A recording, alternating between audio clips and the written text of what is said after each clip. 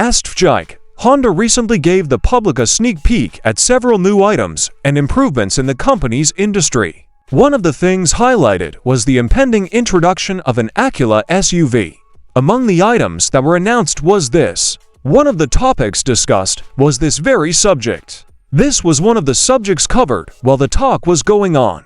But when you include in the total time of the presentation, the version that was just released to the public is just a few minutes less than the complete version.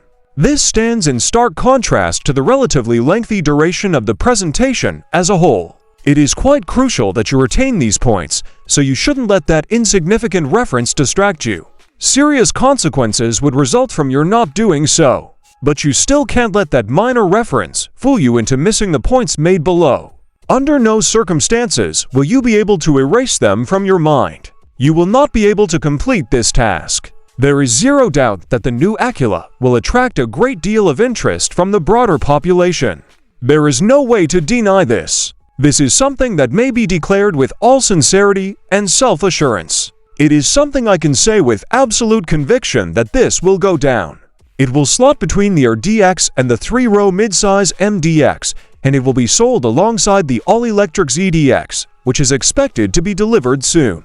Put it here, and it will be the most practical spot. You may expect this to be part of the array of cars that will be available. Of the three vehicles, this one is the one that will crash somewhere in the middle. Even better, it will sit between the ADX and those two cars, which is a prime location for optimal visibility. It will be able to take on this role whenever these capabilities are made accessible to it, which should be in the near future. In addition to being the firm's most compact SUV to date, it will also have the most cheap pricing point of any SUV the company has ever manufactured. The structural design of this vehicle will incorporate both of these features from the start of its development.